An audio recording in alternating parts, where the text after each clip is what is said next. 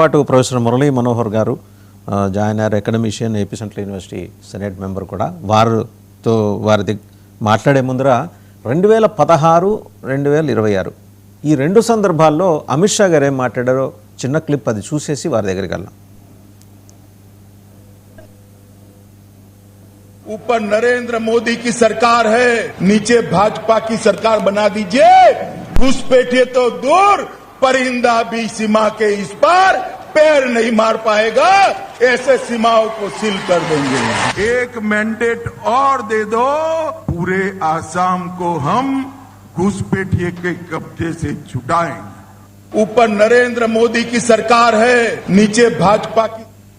Right, చూసాం కదా professor Murali Manohar గారు 2016లోను 2026లోను కూడా ఇన్సర్జెన్సీ బార్డర్స్ నుంచి ఇన్ఫిల్ట్రేట్ అవుతూ వస్తున్న సమస్య గురించి వారు ప్రధానంగా ప్రస్తావన చేశారు. 10 ఏళ్లుగా గవర్నమెంట్లో ఉన్నది బీజేపీయే కదా సార్, ఎందుకని అడ్డుకోలేకపోతున్నారు? అది సులువైనటువంటి విషయం కాదండి. ఇన్సర్జెన్సీని ఆపడం అనేది అనుకున్నంత ఈజీ కాదు. అంటే రాష్ట్ర ప్రభుత్వం చేతిలో ఉంటే కానీ అది సాధ్యం కాదని అర్థమవుతుంది. అస్సాంలో ఉదాహరణకు చాలా మటుకు ఆ ప్రయత్నం జరుగుతూ ఉంది. స్లిప్పరీగా ఉంటుంది వాళ్ళు, ఎందుకంటే ముఖ్యంగా భాష బెంగాలీ భాష కనుక బెంగాల్ వాళ్ళ బంగ్లాదేశ్ వాళ్ళ అనేది ఒక పెద్ద సమస్య. పైగా ఎన్ఆర్సీ కానీ లేకపోతే సిఏఏ కానీ ఇలాంటి ఇష్యూస్ అన్ని చూసిన తర్వాత ఎన్ఆర్సీ కండక్ట్ చేయడంలో కూడా అనేక లీగల్ కాంప్లికేషన్స్ వస్తున్నాయి. బార్డర్ కూడా ల్యాండ్ కావాల్సినంత ల్యాండ్ రాష్ట్ర ప్రభుత్వం సహకరించడం లేదు. బెంగాల్లో మాత్రం పూర్తిగా ల్యాండ్ లేకపోవడమే పెద్ద సమస్య అయిపోయింది. బార్డర్ను కట్టుదిట్టం చేద్దామంటే నేను అస్సాం బార్డర్లో వెళ్ళి మేము అప్పట్లో మా అండర్స్టాండింగ్ కొరకు తిరిగాం. ఓపెన్ ఉంటుంది, అసలు బార్డర్ అనేది లేదు. కనీసం ఆర్మీ ఇది కూడా సెక్యూరిటీ కూడా జైసల్మేర్ ఈ ప్రాంతంలో కూడా నేను ప్రత్యక్షంగా వెళ్ళి చూశాను. అవి ఆర్మీ పోస్టులు ఉంటాయి, పక్క వెహికల్స్ తిరుగుతుంటాయి, రోడ్డు ఉంటుంది, కంచె ఉంటుంది. తర్వాత వాళ్లకు మనకి డిస్టెన్స్ చాలా ఉంటుంది. ఒక చిన్న పురుగు ఏమంటాం కదిలినా, ఒక ఎనిమల్ వచ్చినా కనపడుతూ ఉంటుంది. కనుక కట్టుదిట్టమైన ఇవి ఉన్నాయి అక్కడ మొదటి నుంచే ఆ ఏర్పాట్లు. పాకిస్తాన్ బార్డర్ లో రాని సమస్య ఇక్కడ బంగ్లాదేశ్కి ఎందుకు వస్తుంది అంటే, ఒకటేమో లెంత్ ఆఫ్ ది బార్డర్, అది ఒకే దేశం, చిన్న దేశం, చుట్టూ తిరిగి వేల కిలోమీటర్ల డిస్టెన్స్ అది. తర్వాత రెండవది మొదటి నుంచి కూడా కల్చరల్ గ్యాప్ ఏం పెద్దగా లేదు బంగ్లాదేశ్ కు. ఇక్కడ యువతలు ఉన్న మనుషులకు ఐడెంటిఫై చేయడం కూడా రోహింగ్యాలను ఇంకా ఈజీగా ఐడెంటిఫై చేయగలం. మనం కూడా ఊరికే వాళ్ళు 10 నిమిషాలు మాట్లాడితే చెప్పగలం. కానీ బెంగాలీ ప్రజలకు, బంగ్లాదేశ్ ప్రజలకు ఈ ప్రాబ్లం ఉంది.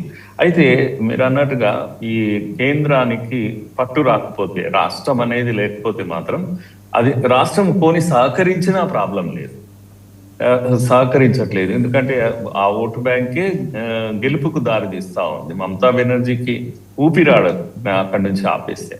అంటే ఇప్పుడు ఎస్ఐఆర్ ఇంతగా ఆమె తెగించి అడ్డుకోవడము, పూర్తి రోడ్లపైకి రావడము, ఇదంతా ఏంటి అంటే అంతే, అంత పట్టుదలతో ఆ ఓట్లు నిలబెట్టుకుంటేనే చివరకు గెలుపును సాధించి పెట్టేది ఆ ఓటు మాత్రమే.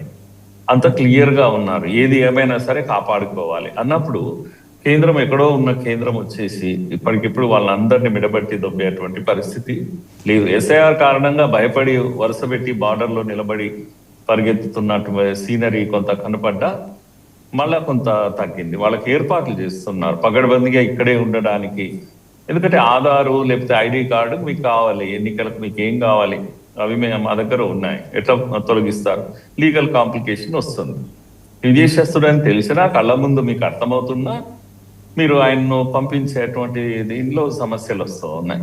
కనుక ఈ ప్రయత్నం ఏమో చాలా గట్టిగా ఉంది, ఫలితాలు అనుకున్న రెండు మూడు అంశాలు ప్రొఫెసర్ మురళీ మనోహర్ గారు ఇక్కడ ఏంటంటే, ఒకటి సిలిగురి కేంద్రంగా, అంటే ఇది ప్రతిపాదన ఇంకా రేపు పొద్దున పార్లమెంట్లో చర్చకు వస్తుందా, తర్వాత బిల్ అవుతుందా. సిలిగురి కేంద్రంగా ఒక కేంద్రపాలిత ప్రాంతం, మిజోరం, వెస్ట్ బెంగాల్, బీహార్, అస్సాంలోని కొన్ని ప్రాంతాలని కలుపుకొని కేంద్రపాలిత ప్రాంతం ఏర్పాటు చేసి ఆ ల్యాండ్ మీద కేంద్రంకి అధికారం ఉంటే ల్యాండ్ ఎక్విజిషన్ ఈజీ అవుతుంది. బీఎస్ఎఫ్ని ఆవిడ అనుమతించట్లేదు, అక్కడ బార్డర్ సెక్యూరిటీ ఫోర్స్ని ఒక 100 గజాలు దాటి వస్తానన్నా కూడా ఆవిడ అనుమతించట్లేదంటే అక్కడ మమతా బెనర్జీ ఇంక కేంద్రానికి ఉన్న ఆప్షన్స్ ఏంటి? So they have reportedly decided to set up A union territory, Siliguri head quarters. Siliguri మనకు అవసరం కూడా, అక్కడ చికెన్ నెక్ దృష్ట్యా అక్కడ అవసరం. అవతల నుంచి బంగ్లాదేశ్ నుంచి థ్రెట్, వాడు అక్కడ వచ్చి చైనా వాడు వచ్చి ఎయిర్పోర్ట్ కడతాడు, పాకిస్తాన్ వాడేమో కాంట్రాక్ట్ తీసుకుంటాడు, అక్కడేమో ఈ టెర్రరిస్ట్ రిహాబిలిటేషన్ సెంటర్స్ ఉంటాయి. మరి అలాంటప్పుడు రాష్ట్ర ప్రభుత్వం సహకరించకపోతే కేంద్రం ఏం చేస్తుంది? ఇందాక నేను 2 సందర్భాల్లోనూ అమిత్ షా గారు మాట్లాడిన క్లిప్ ఎందుకు చూపించాల్సి వచ్చిందంటే ఈ అంశాన్ని ఆయన ప్రధానంగా అంతర్లీనంగా ప్రస్తావన చేశారు. అక్కడ మాకు స్థానికంగా రాష్ట్ర ప్రభుత్వాల నుంచి సహకారం ఉండట్లేదు. సరే, వాళ్ళ రూలింగ్లో ఉన్న గవర్నమెంట్ నుంచి సహకారం వస్తుంది. వెస్ట్ బెంగాల్ కొరకరాని కొయ్యగా అయింది కేంద్ర ప్రభుత్వానికి. ఇక్కడ నేను మమతా బెనర్జీకి గురించి మాట్లాడలే, కేంద్ర ప్రభుత్వం రాష్ట్ర ప్రభుత్వాన్ని మాట్లాడితే బార్డర్ సెక్యూరిటీ అనేది మనకు ప్రధానమైన అంశంగా తెర మీదకి వచ్చినప్పుడు ఖచ్చితంగా మరి government of India has to take a call. ఈ బిల్లు నిజంగా కార్యరూపం దాలిస్తే మంచిదే.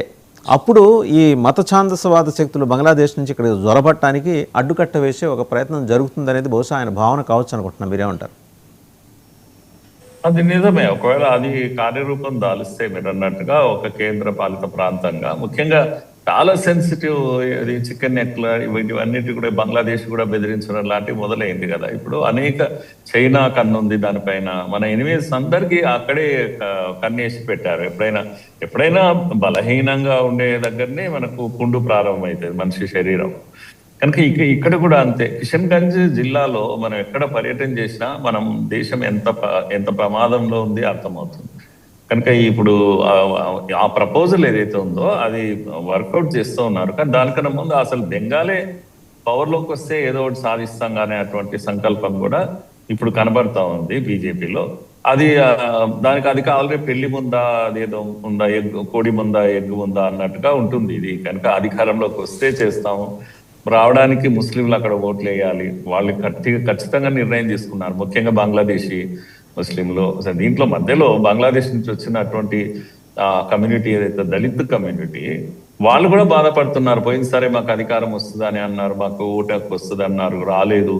వాళ్ళు కూడా అసంతృప్తిగా ఉన్నారు. సో ఇటువంటివన్నీ ఉన్నాయి, చిక్కుముళ్ళు ఉన్నాయి. అంత అనుకున్నంత ఈజీగా లేదు. ఆమెనేమో పూర్తిగా తెగించేసింది, నాకేం ప్రాబ్లం లేదు, వచ్చే హిందూ ఓట్లు కొనేస్తే చాలు, మిగతా సాలిడ్ గా ఈ ఓట్ బ్యాంక్ చెదరకుండా ఉంటే నేను గెలుస్తాను అనేది పాలిటిక్స్ నడుస్తున్నాయి. చూడాలి. నేను అనుకుంటున్నాను ఈసారి ఓటు కన్సాలిడేషన్ పెరుగుతుంది. తప్పులు జరిగాయి గతంలో 2 సార్లు ఎన్నికల్లో కూడా. కరెక్ట్, వీళ్ళ యొక్క మెసేజింగ్ ఏదైతే ఉందో, మమతా బెనర్జీ అని ఒక ఉమెన్ ను టార్గెట్ చేశారు దుర్మార్గులు. ఢిల్లీ నుంచి వచ్చారు ఇద్దరు వచ్చి, ఓ దీది అని చెప్పేసి మా ఆడపిల్లను ఇంత ఇది చేస్తారా అని ఓ రకంగా వాళ్ళు ఇన్సెక్యూర్ ఫీల్ అయిపోయి ఆమెను కాపాడుకుందాం ముందైతే అనేటువంటి నేను అనుకుంటాను ఓటు స్వింగ్ అంతా కూడా ఆ ఒక్క మాటతోనే జరిగిపోయింది అసలు. కనుక క్యాంపెయిన్ లో పొరపాటు, ఇంకొక 2 అబ్జర్వేషన్ పొరపాటు. జనతా